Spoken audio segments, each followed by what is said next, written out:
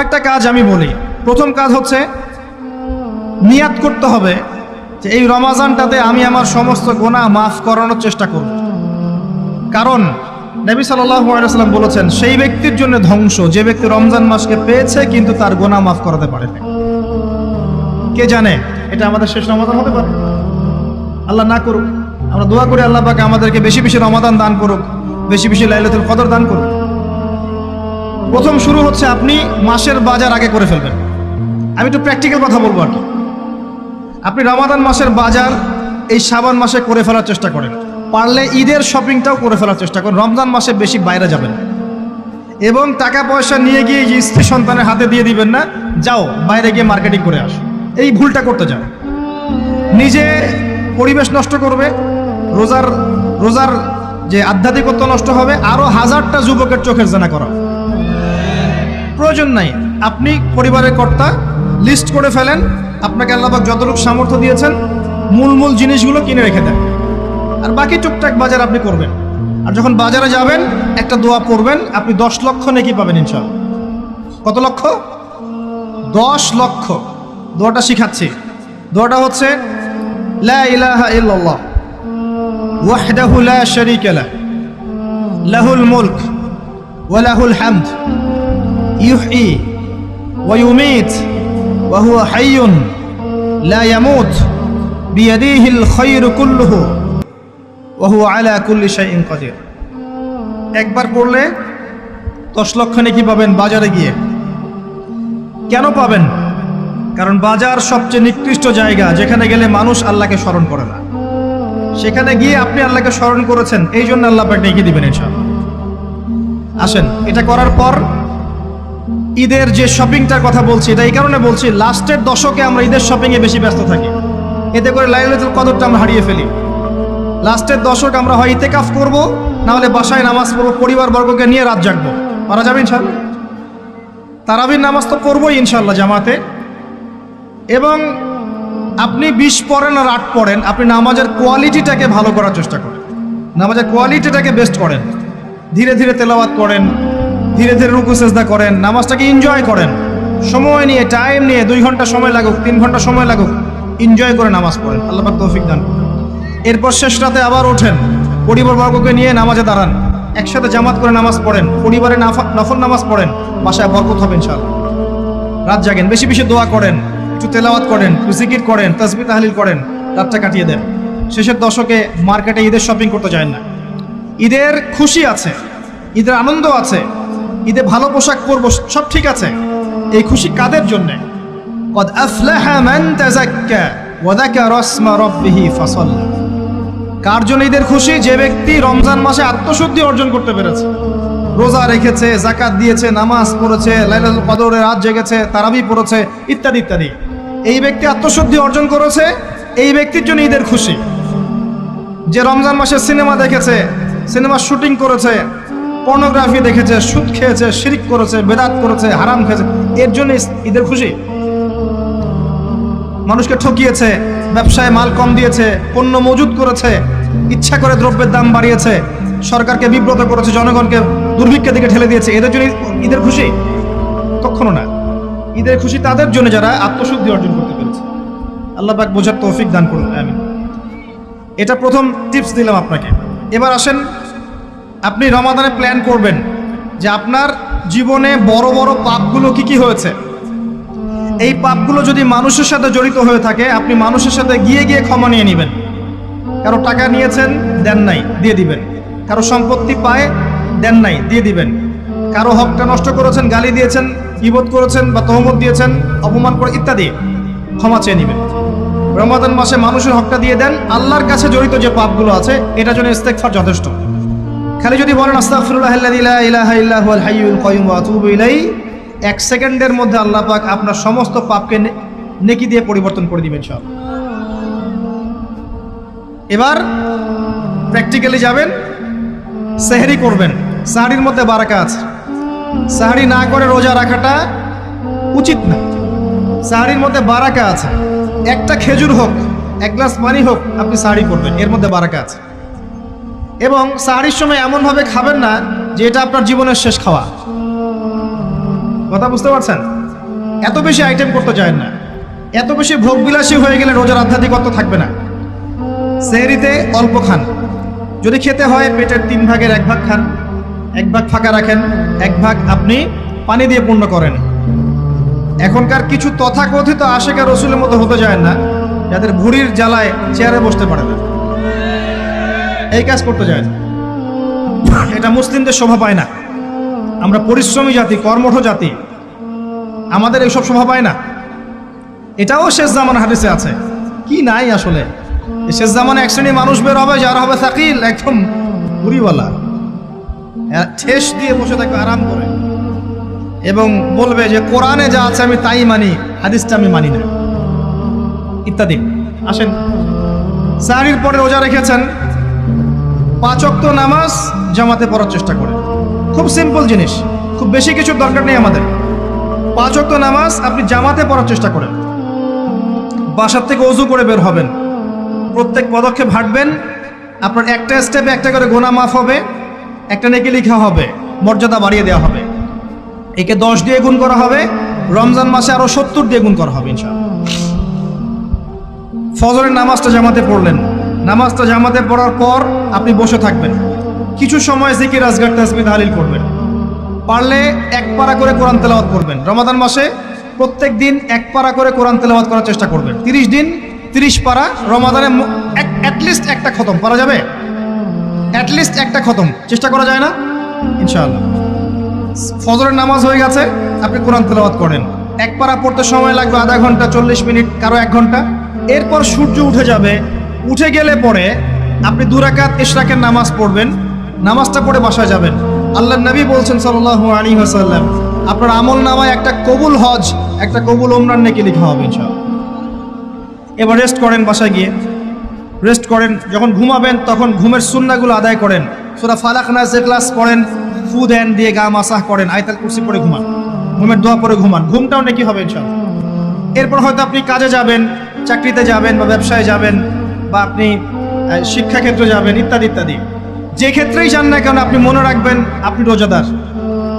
যে ক্ষেত্রেই যান আপনি মনে রাখবেন আপনি রোজাদার। আমি কারোর সাথে এখন ঝগড়া করতে পারবো না, কারোর সাথে এখন মারামারি করতে পারবো না, আমি কারো গীবত করতে পারবো না, আমি মিথ্যা বলতে পারবো না, আমি মাপে কম দিতে পারবো না, আমি জনগণকে ঠকাতে পারবো না, আমি রোজাদার। এটা মনে রাখবেন। এটা মনে রাখলে পরে দেখবেন ইনশাআল্লাহ তাআলা আপনি আল্লাহকে পাচ্ছেন, আল্লাহর মারিফত পাচ্ছেন। খাচ্ছি না আল্লাহর ভয় না, পানি পান করছি না, স্ত্রী সহবাস করছি না, কার ভয়ে? আল্লাহর ভয় না। এত কঠিন কাজ করার পরেও রোজার নেকি পাওয়া যাবে না যদি রোজা রাখা অবস্থায় আমি মিথ্যা বলি, মাপে কম দেই, গীবত করি, সুদ খাই, জেনা করি ইত্যাদি। নবী সাল্লাল্লাহু আলাইহি ওয়াসাল্লাম বলেছেন সেই ব্যক্তির পানাহার ছেড়ে দেয় আল্লাহর কিচ্ছু যায় আসে না, যে ব্যক্তি রোজা রেখে অশ্লীল কাজ করেছে।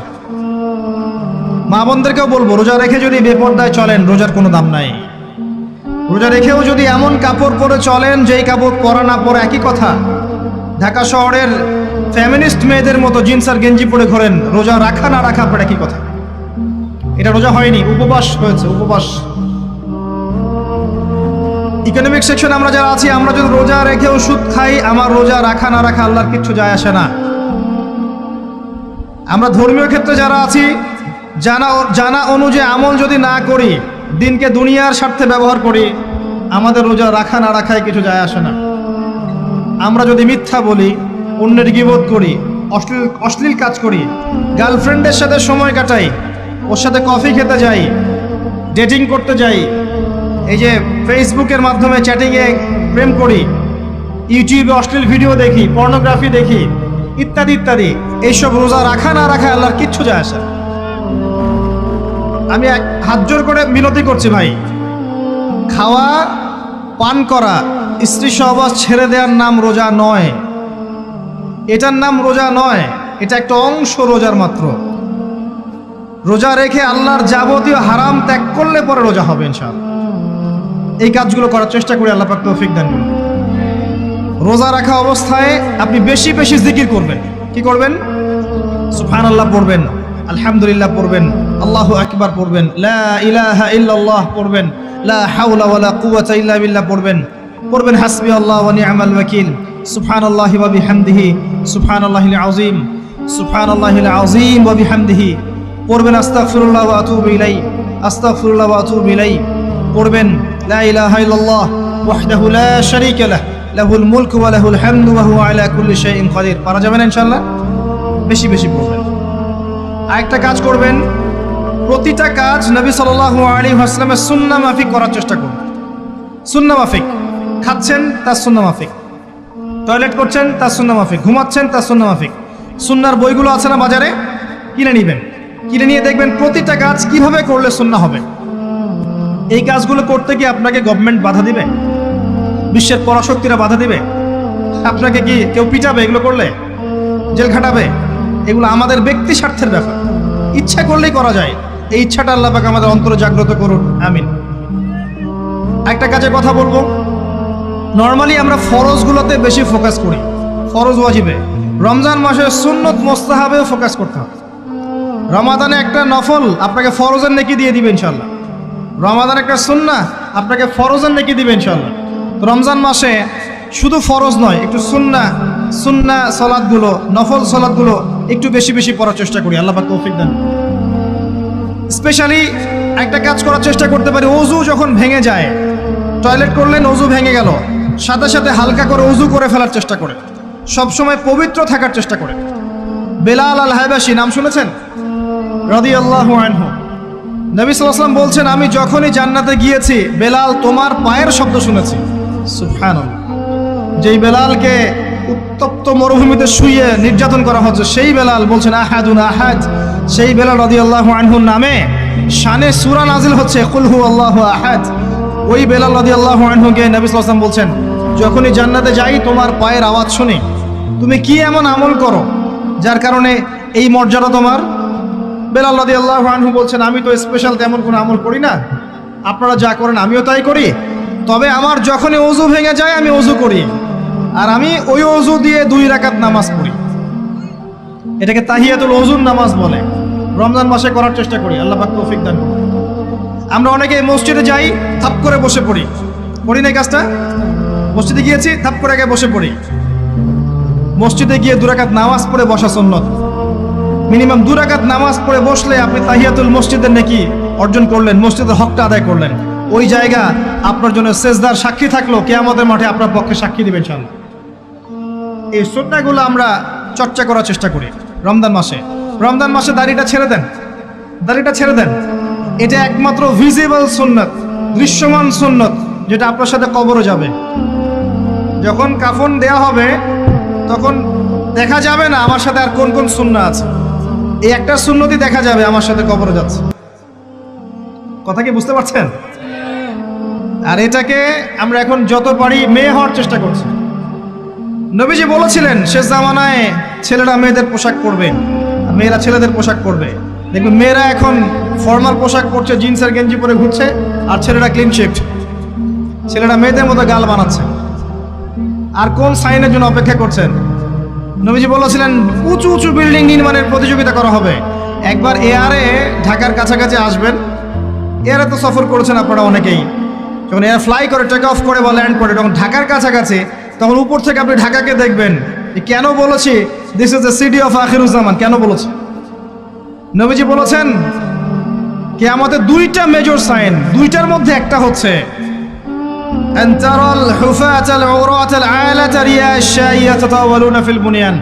যখন সমাজের দরিদ্র শ্রেণীর মানুষেরা, যাদের পায়ে স্যান্ডেল ছিল না, গায়ে কাপড় ছিল না, এরা উঁচু উঁচু বিল্ডিং নির্মাণের প্রতিযোগিতা করতে থাকবে, তখন কিয়ামতের অপেক্ষা করতে থাকবে। আজকে থেকে 100 বছর আগে ছিল এগুলা? 200 বছর আগে ছিল? সুবহানাল্লাহ। আর কোন সাইনের জন্য অপেক্ষা করছেন? তিনি বলেছেন শেষ জামানায় women will dressed but still they will be naked. মহিলারা কাপড় পরবে, তারপরেও তারা নগ্ন থাকবে। আপনি ঢাকার শপিং মলে যান, আপনি দেখেন। আর কোন সাইনের জন্য অপেক্ষা করছেন? শুধু ঢাকা কেন, গ্রামগঞ্জে ছড়িয়ে পড়েছে এগুলো, এখন গ্রামেও ছড়িয়ে পড়েছে।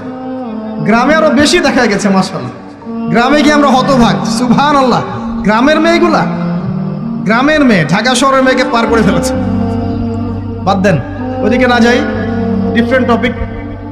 আমরা রমাদান মাসের সুন্নাহগুলো আমল করার চেষ্টা করি। তাহিয়াতুল মসজিদ আমল করার চেষ্টা করেন, তাহিয়াতুল ওযু আমল করার চেষ্টা করেন। রমাদানে যাকাত হিসাব করবেন। যাকাত, আপনার যাকাত হিসাব করেন, কত টাকা যাকাত এসেছে। যাকাতের হিসাব জানেন তো?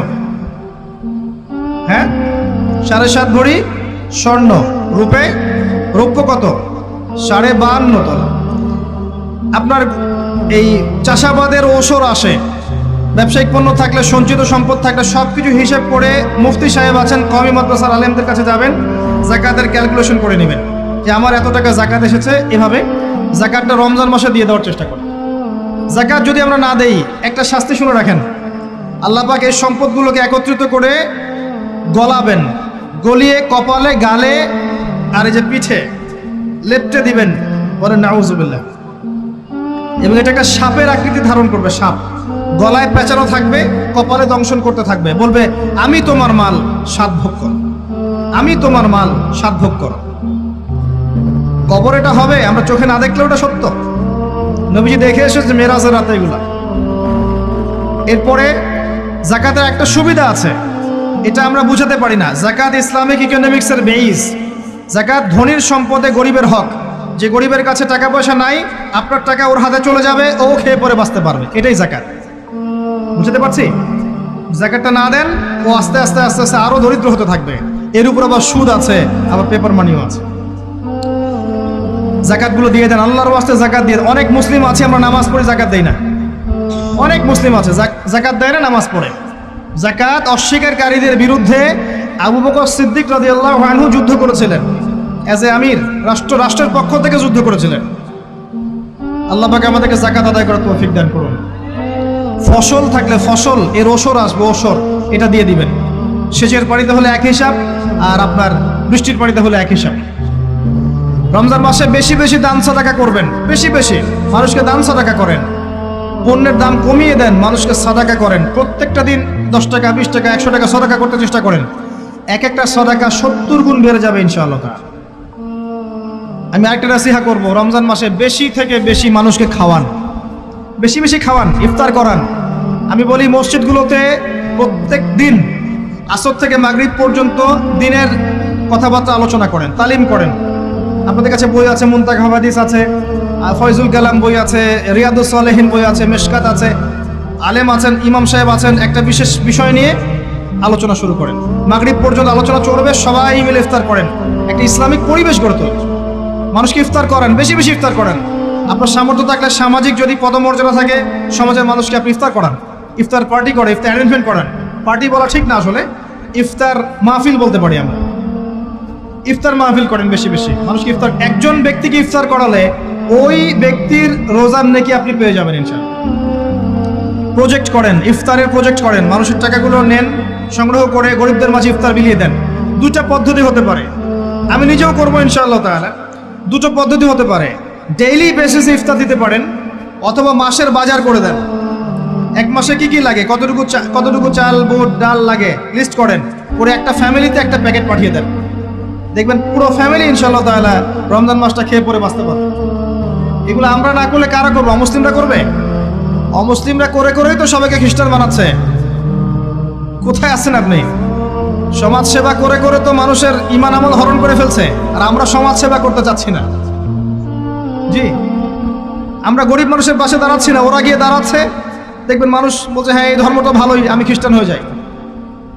কত মানুষ যে খ্রিস্টান হয়ে যাচ্ছে আপনি জানেন? পরে বুঝবেন, যখন আমরা এই যে হাত বাঁধা, পায়ে পা রফুলে ইত্যাদি নিয়ে মারামারি করছি, কে কোন মাযহাব, কে কোন তরিকা, কার কোন ত্রুটি আছে, এগুলো নিয়ে আমরা সোশ্যাল মিডিয়ায় ঘাটাঘাটি করছি। এই সময়গুলোর মধ্যে এগুলো অনেক এগিয়ে গেছে। এরা আরো এসব এই খোরমা জিলাপি নিয়ে মারামারি করতে থাক, দেখবেন আস্তে আস্তে আস্তে আস্তে কোন দিকে চলে যায় পরিস্থিতি। গলার মধ্যে দড়ি দিয়ে ফাঁস লাগানো হয়ে গেছে, খালি টানা বাকি আছে। আরে এখন ঝগড়া করে বেড়াচ্ছে কোন আলেমের কোন সমস্যা। লাহুম কুলুবুন লা ইয়াফকাহুনা বিহা, আল্লাহ পাক বলেছেন সূরা আরাফ 179-তে। রমজান মাসে বেশি বেশি ইফতার করান, বেশি বেশি দান সাদাকা করেন। আর একটা কাজ বলে আমি শেষ করছি, রমজান মাসে পরিবারকে সময় দেন। পরিবারকে সময় দেন, পরিবারের হক আছে আমাদের উপরে। স্ত্রীকে সময় দেন, স্বামীকে সময় দেন, একসাথে ইফতার বানান, একটা পরিবেশ, একটা আনন্দ, একটা উৎসবের আমেজ যেন বিরাজ করে। ছোট ছোট বাচ্চা থেকে রোজা রাখতে উৎসাহিত করেন, সবাই একসাথে বসে একটা বড় প্লেটে ইফতার করেন। বাচ্চারা যখন বড় হবে তখন বলবে ছোটবেলায় আমরা বাবা মার সাথে এভাবে ইফতার করেছি, সংস্কৃতি লালন করেছি। পারিবারিক হৃদ্যতায় চলে আসেন, প্রতিবেশীকে ইফতার পাঠান, প্রতিবেশীকে ইফতার হাদিয়ে দেন, মসজিদে একসাথে ইফতার করেন।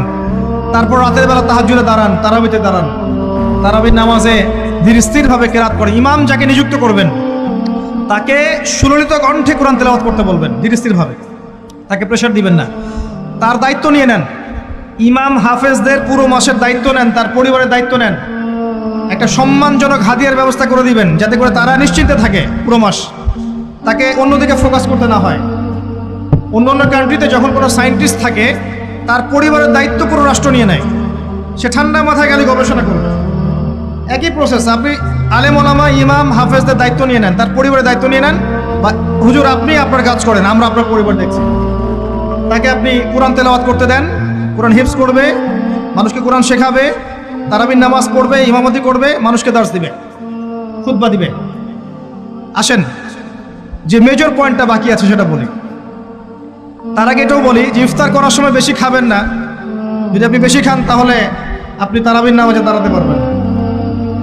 আর একটা মেজর কথা, এটা লাস্ট পয়েন্ট, সেটা হচ্ছে এই মাসে কি নাজিল হয়েছে ভাই, কোন কারণে এই মাসটা সম্মানিত।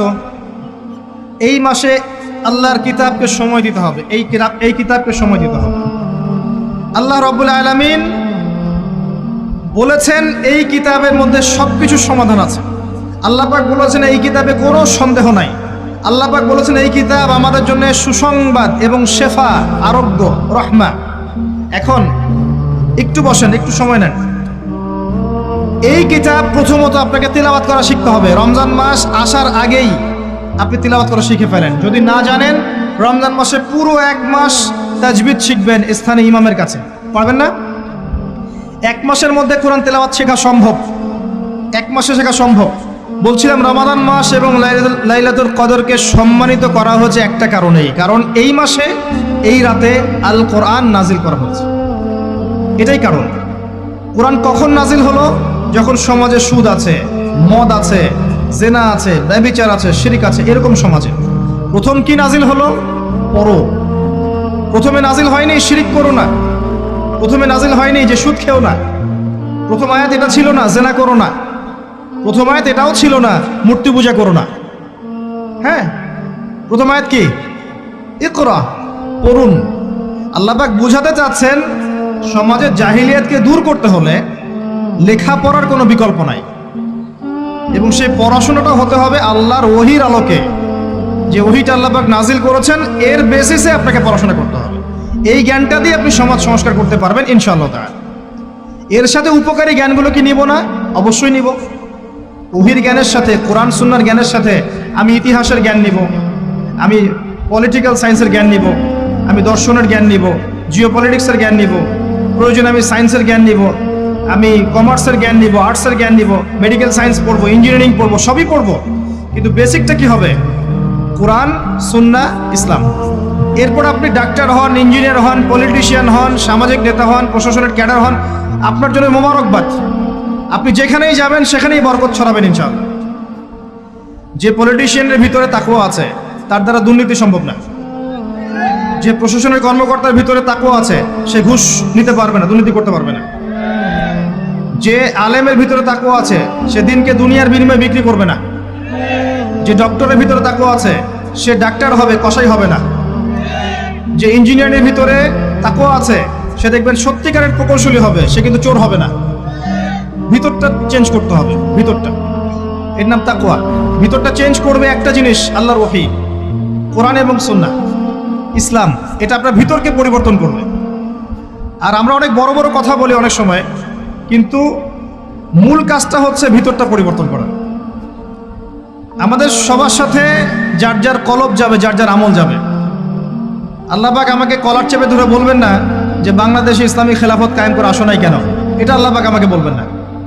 আল্লাহ পাক বলবেন তোমাকে যে দায়িত্ব দিয়েছিলাম ওই দায়িত্ব ঠিকঠাক মতো পালন করেছো কিনা। আল্লাহ পাক এটা বলবেন না। বেসিকে আসেন, নিজের আত্মশুদ্ধি, এটা বেসিক। আলাইকুম আনফুসাকুম, নিজের নফসের খবর নাও, নিজের নফসটাকে পবিত্র করো। নিজের নফসের মধ্যে হিংসা ত্যাগ করো, বিদ্বেষ ত্যাগ করো, অহংকার ত্যাগ করো, রিয়া ত্যাগ করো, দুনিয়ার মোহ ত্যাগ করো। নিজের নফসের মধ্যে বেশি বেশি পরকালের ফিকির আনো, জিকির করো বেশি বেশি, কোরআন বেশি বেশি তেলাওয়াত করো, হালাল খাও, আদর্শ পরিবার গঠন করো, তাওহীদে থাকো, সুন্নতে থাকো, ইনশাআল্লাহ হাসতে হাসতে জান্নাতে চলে যাবেন। একটা হাদিস আমি পড়েছি ফয়জুল কালাম বইয়ের মধ্যে, গতকালকে মাহফিলও বলেছিলাম, আপনাদেরকে বলছি। মাদ্রাসায় পড়ানো হয় ক্লাসিক্যাল একটা বই ফয়জুল কালাম, সবাই কিনতে পারেন, হাদিসের বই, চমৎকার কিছু হাদিস আছে। এখানে একটা হাদিস আছে আমাদের জন্য সুসংবাদ। নবী সাল্লাল্লাহু আলাইহি ওয়াসাল্লাম বলছেন, হে সাহাবীরা, তোমরা এমন একটা যুগের মধ্যে বাস করছো যেই যুগে কেউ যদি ইসলামের 10% ছেড়ে দেয় সে ধ্বংস হয়ে যাবে। সাহাবীদেরকে বলছেন, তোমরা এমন একটা যুগে বাস করছো, এই যুগে ইসলামের 1/10 কেউ ছেড়ে দিলে সে ধ্বংস হয়ে যাবে। কিন্তু তোমাদের পরে এমন একটা যুগ আসবে যেই যুগে মানুষ যদি 1/10 ধরে রাখতে পারে, 10% ধরে রাখতে পারে, তাহলেই নাজাত পেয়ে যাবে ইনশাআল্লাহ। আমরা সেই যুগে আছি না? আমাদের চতুর্দিকে ফিতনা নয় কি? আপনার ঘরে ফিতনা, সমাজে ফিতনা, ইকোনমিক্সে ফিতনা, রাষ্ট্রে ফিতনা, বিশ্বে ফিতনা, ধর্মে ফিতনা, সবখানেই ফিতনা, ফাসাদ। আমরা সেই যুগের মধ্যে বাস করছি। আসুন, আল্লাহ পাক কোরআন নাজিল করলেন, প্রথমে পড়তে বললেন। তার মানে আল কোরআন এবং সুন্নাহ এগুলোকে পড়া শিখতে হবে। বড় বড় স্বপ্ন দেখার আগে আমাদেরকে বেসিক ঠিক করতে হবে, পড়াশোনা করতে হবে। আল্লাহ পাক আমাদের যুব সমাজকে পড়াশোনা করার তৌফিক দান করুন। রমাদান মাসে এটা নাজিল হয়েছে। আল্লাহ পাক সূরা বাকারায় বলছেন, শাহরু রমাদানাল্লাযী উনজিলা ফীহিল কুরআন। রমাদান সেই মাস যেই মাসে কোরআন নাজিল করা হয়েছে। কি জন্য নাজিল করা হয়েছে? হুদাল লিন্নাস। এই কোরআন হচ্ছে মানব জাতির জন্য হেদায়েত, নট অনলি ফর মুসলিমস। এটা শুধু মুসলিমসদের জন্য হেদায়েত নয়, হুদাল লিন্নাস, পুরো মানব জাতির জন্য হেদায়েত। কোরআনে ইহুদির জন্য হেদায়েত আছে, খ্রিস্টানের জন্য আছে, অমুসলিম হিন্দুদের জন্য আছে, সবার জন্য কোরআন। এটা সাম্প্রদায়িক কোনো কিতাব নয়, এটা টোটালি অসাম্প্রদায়িক একটা বই। আল কোরআন যে কেউ পড়তে পারে। এটা কারো পৈতৃক সম্পত্তি নয় যে একটা শ্রেণীর মানুষই পড়বে, বাকিরা পড়বে না। সবাই পড়বে ইনশাআল্লাহ তাআলা। এটা আল্লাহর কিতাব, আল্লাহর কালাম। হুদাল লিন্নাস ওয়া বাইয়িনাতিন মিনাল হুদা। এটা হচ্ছে সত্য মিথ্যার মানদণ্ড, বাইয়িনাত, সুস্পষ্ট মানদণ্ড। আর কি ওয়াল ফুরকান, প্রমাণ, হুজ্জাত, দলিল। এটা আল্লাহ পাক কোরআন সম্পর্কে বলছেন। আরেকটা জায়গায় চলে যাই, চলেন সূরা নাহল এর 89 নম্বর আয়াতে চলে যান। আল্লাহ পাক বলছেন, ওয়া নাযালনা আলাইকাল কিতাব। হে নবী, আমি আপনার প্রতি এমন একটা কিতাব নাজিল করেছি, অর্থাৎ আল কোরআন। ওয়া নাযালনা আলাইকাল কিতাব তিবয়ানান লিকুল্লি শাই। যেই কিতাবটা প্রত্যেকটা বিষয়ের ব্যাখ্যা। আপনি কি আমার কথা শুনতে পারলেন? আল্লাহ বলছেন কোরআন প্রত্যেকটা বিষয়ের ব্যাখ্যা।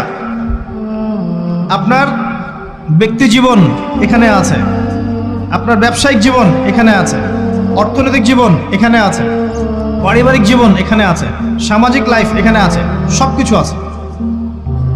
তিবিয়ানান লিকুল্লি শাই, প্রত্যেকটা বিষয়ের ব্যাখ্যা এখানে আছে। তিবিয়ানান লিকুল্লি শাই ওয়া হুদা ওয়া রাহমাতান ওয়া বুশরা লিল মুসলিমিন। এই কোরআন হচ্ছে হেদায়েত এবং রহমত, দয়া। ওয়া বুশরা লিল মুসলিমিন, মুসলিমদের জন্য সুসংবাদ। এই কোরআন শুরুতে আছে আলিফ লাম মিম যালিকাল কিতাব লা রাইবা ফিহ। এটা এমন একটা কিতাব যেই কিতাবের মধ্যে কোনো সন্দেহ নাই। কোন লেখক বলতে পারে আমার বইয়ের মধ্যে কোনো সন্দেহ নাই? সন্দেহের কোনো অবকাশই নাই। লা রাইবা ফিহ হুদাল লিল মুত্তাকিন, মুত্তাকিদের জন্য এটা হেদায়েত। মুত্তাকি কারা? আল্লাযীনা ইউমিনুনা বিল গায়ব, যারা অদৃশ্যে বিশ্বাস করে। ঈমানের 6 পিলার সবই অদৃশ্য নয় কি? আল্লাহ অদৃশ্য, ফেরেশতা অদৃশ্য, আসমানে আগের কিতাবগুলো দেখি নাই, অদৃশ্য। নবী রাসূলগণ দেখি নাই, অদৃশ্য। পরকাল, ওয়াল ইয়াউমিল আখির, ওয়াল ইয়াউমিল আখির দেখি নাই, অদৃশ্য।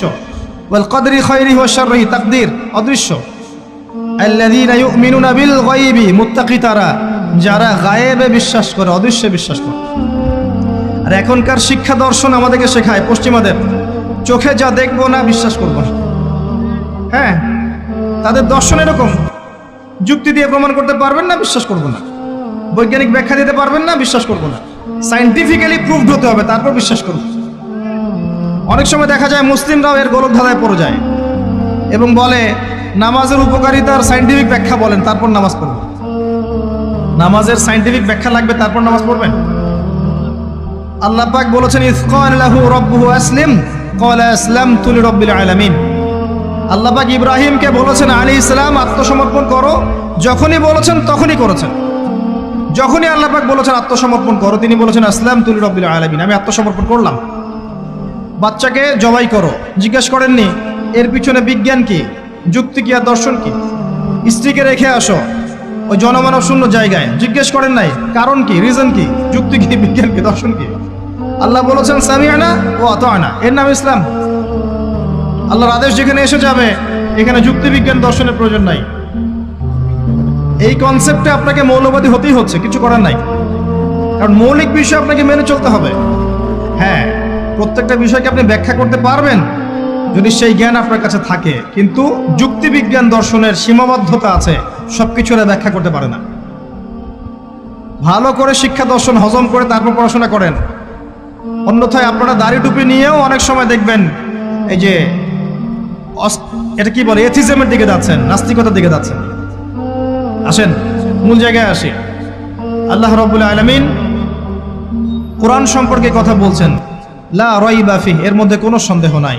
একই সূরার মধ্যে আল্লাহ পাক বলছেন যে ওয়া ইন কুনতুম ফি রাইবিন মিম্মা নাযালনা আলা আবদিনা ফাতু বিসূরাতিন মিন মিথলি, তোমরা যদি এই কিতাব নিয়ে সন্দেহ করে থাকো যে এই কিতাব আল্লাহর পক্ষ থেকে এসেছে নাকি অন্য কারো পক্ষ থেকে এসেছে, তোমরা যদি এই কিতাব সম্পর্কে সন্দেহ পোষণ করো যেটা কি আল্লাহর পক্ষ থেকে এসেছে না অন্য কারো পক্ষ থেকে এসেছে, তাহলে এর মতো কিছু আয়াত নিয়ে এসে দেখাও, একটা সূরা রচনা করে দেখাও। ওয়াদউ শুহাদাকুম মিন দুনিল্লাহি ইন কুনতুম সাদিকিন, তোমাদের যত সাক্ষী আছে, সহকর্মী আছে, তোমাদের সাপোর্ট দেওয়ার মতো যারা যারা আছে সবাইকে ডেকে নিয়ে আসো, এনে এই কোরআনের মতো একটা সূরা রচনা করে দেখাও যদি সন্দেহ পোষণ করে থাকো। আল্লাহ এর পরে বলছেন ওয়া ইল্লাম তাফআলু, তোমরা যদি এটা করতে না পারো, ওয়ালাম তাফআলু, কোশ্চেন কালেও পারবে না, তোমরা যদি এটা করতে না পারো, মানে একটা সূরা রচনা করতে না পারো, এরকম কোনো কিতাব রচনা করতে না পারো, একটা আয়াতও রচনা করতে না পারো, তাহলে জেনে রাখো ফাত্তাকুন নার আল্লাতী ওয়াকুদুহা আন-নাস ওয়াল হিজারা, সেই আগুনকে ভয় করো যার ইন্ধন হবে মানুষ এবং পাথর। উইদ্দাত লিল কাফিরিন, যা কাফেরদের জন্য প্রস্তুত করা হয়েছে। আল্লাহ পাক এই কোরআনটা নাজিল করেছেন কোন মাসে ভাই? রমাদান মাসে। আসেন প্রথমে বলে নেই আমরা রমাদানকে কিভাবে পালন করার চেষ্টা করব, এরপরে আসছি রমাদানকে কেমন করে কোরআনময় করবেন, এই দুটো পয়েন্ট। এক নাম্বার, হতে পারে এই রমাদান আপনার জীবনের শেষ রমাদান, হতে পারে। শয়তান আপনাকে তিনটা ধোঁকা দিতে পারে। শয়তান আপনাকে বোঝাতে পারে আপনি অনেক জানি, আমার জানার দরকার নাই। শয়তান বোঝাতে পারে আমার বয়স হয়ে গেছে, আমার দ্বারা হবে না। শয়তান বোঝাতে পারে আমার অনেক সময় পড়ে আছে, পরে শিখে নিব। আল্লাহর ওয়াস্তে শয়তানের ধোঁকায় পড়বেন না। এই মাসে কোরআন শেখেন, কে জানে আপনি আগামী মাস পান কিনা। কোরআন শিখে নেন, রমজান মাসে তেলাওয়াত করে শিখে নেন, কি পাবেন? কয়েকটা হাদিস বলছি। নবী সাল্লাল্লাহু আলাইহি ওয়াসাল্লাম বলেছেন এই কোরআন আপনার পক্ষে দলিল হবে অথবা বিপক্ষে দলিল হবে। হুজ্জাতুন লাকা ওয়া আলাইক, আপনার জন্য শাফিউল লি আসহাব, এটা সুপারিশকারী হবে আপনার জন্য। প্রত্যেক হরফে আপনি 10টা করে নেকি পাবেন। কোনোদিনও আমি বলি নাই কোরআন তেলাওয়াত করলে নেকি হবে না। এই যে কাটছাট ভিডিও দেখলে আলেম ওলামাও ভুল মেসেজ পায়, এবং দেখা যায় একজন বরেণ্য আলেম হয়েও ভুল কথা বলতে শুরু করে। এই জন্যই বলি এর ক্ষতিকর দিক কত। মূল বিষয় তার নখদর পড়ে নাই, একটা কাটছাট ভিডিও দেখেছে, দেখেই কথা বলা শুরু করলো। কিন্তু সে আলেম, তার জানা উচিত কাফা বিল মারই কাযিবান ওয়া হুয়া ইয়াকুল কুল্লামা সামিআ, একজন মানুষের জন্য মিথ্যাবাদী হওয়ার জন্য এতটুকু যথেষ্ট, যা শুনলাম যাচাই বাছাই না করেই প্রচার করলাম। ইয়া আইয়ুহাল্লাযীনা আমানু ইন জাআকুম ফাসিকুম বিনাবাইন ফাতাবায়ানু, কোনো ফাসিক যদি কোনো খবর নিয়ে আসে সেটা আগে তথ্য যাচাই করো, তারপরে কথা বলো। ইশতারিবু কাসীরাম মিনাজ যন, বেশি বেশি অনুমান থেকে বেঁচে থাকো। ইন্না বা'দা যন্নি ইসম, এগুলো আমরাই ভুলে যাচ্ছি এখন। আমি বলছি বারবার, স্পষ্ট করে বলছি, কোরআন তেলাওয়াত করলে প্রত্যেক হরফে 10টা করে নেকি হবে, এবং কোরআন তেলাওয়াত করলে আপনার জীবনে বরকত আসবে, রিজিকে হায়াতে বরকত আসবে, আপনার কলবে আল্লাহর নূর আসবে ইনশাআল্লাহ তাআলা। কোরআন আপনার পক্ষে সাক্ষী দিবে, আপনার পক্ষে দলিল হবে, হুজ্জা হবে ইনশাআল্লাহ। প্রত্যেক হরফে 10 নেকি। তবে তবে শুধু তেলাওয়াত করলেই আমি কোরআনের অর্থগুলো বুঝতে পারবো না, আর অর্থগুলো না বুঝলে আমি কোরআনে আল্লাহর মৌলিক মেসেজগুলো ধরতে পারবো না, ধরতে না পারলে সেই মেসেজগুলোর উপর আমল করতে পারবো না। এই কারণে কোরআনের অর্থটা বোঝা জরুরি, এর ভাষা শেখা জরুরি, কারণ আদেশ নিষেধ আমাকে মানতে যেতে হবে। এবং কোরআন গবেষণা করতে হলে অবশ্যই অর্থ জানতে হবে, ভাষা শিখতে হবে, এর তাদাব্বুর তাফাক্কুরে ডুবে যেতে হবে, যেটা শুধুমাত্র তিলাওয়াত করা সম্ভব নয়। এটা বোঝাতে চেয়েছি। এর চেয়ে পরিষ্কার করে কি বলতে পারি বলেন? সুবহানাল্লাহ। আল্লাহ পাক আমাদেরকে বোধ শক্তি দান করুন। আল্লাহর ওয়াস্তে রমজান মাসে ভাই কোরআন তেলাওয়াত বাড়িয়ে দেন। যারা হাফেজ আছেন এই মাসে হিফজ চর্চা করবেন। আমার জন্য দোয়া করেন যেন আমি এই মাসে পুরোটা হিফজ করতে পারি। হিফজ চর্চা না করতে করতে অনেকটা ভুলেই যাচ্ছি। আসলে নবী সাল্লাল্লাহু আলাইহি ওয়াসাল্লাম বলেছেন, চর্চা না করলে কোরআন এত দ্রুত কলব থেকে বের হয়ে যায় যে একটা উটকে যদি ছেড়ে দেন সে যত দ্রুত চলে যাবে। আমাদের জন্য, আমার জন্য দোয়া করবেন যাতে কোরআনের হকটা আদায় করতে পারি। আল্লাহ পাক তৌফিক দান করুন, আমিন। এবং যারা হাফেজে কোরআন তাদের উচিত আরবি ভাষা এবং সাহিত্য জেনে তাফসিরগুলো পড়ে কোরআনের আয়াতগুলো কিনে একটু গবেষণা করা, আয়াতগুলো বোঝার চেষ্টা করা, আল্লাহ পাক কি বলেছেন কোরআনের মধ্যে বোঝার চেষ্টা করা, এগুলো জনগণকে বোঝানো। এবং এটা বোঝাতে আপনি উগ্র হবেন না, চরমপন্থী হবেন না, আক্রমণাত্মক হবেন না। আমরা কেউ কারো শত্রু নই, আমরা সবাই সবার বন্ধু, সবাই সবার ভাই। আমরা সবাই সবার ভাই, এক উম্মাহ, ওয়ান উম্মাহ নেশন। তাই আমরা কোরআনের মৌলিক মেসেজগুলো যুগোপযোগীভাবে সবার সামনে তুলে ধরবো, উপস্থাপন করব, মানার জন্য ফোর্স করব না। যাকে আল্লাহ পাক হেদায়েত দিবেন সে মানবে ইনশাআল্লাহ, যাকে আল্লাহ পাক হেদায়েত দিবেন না সে মানবে না, তার হিসাব সে দিবে, আমার কোনো দায় দায়িত্ব নেই। আর সর্বশেষ কথা হচ্ছে, আল কোরআন এর মধ্যে অনেক আদেশ এবং নিষেধ আছে। রমজান মাসে আমরা যদি কোরআন পড়ি আর বুঝি কিন্তু কোরআনের আদেশ আর নিষেধগুলোকে ফলো না করি, না মেনে চলি, তাহলে আদতে কোরআনের হকটা আদায় হচ্ছে না।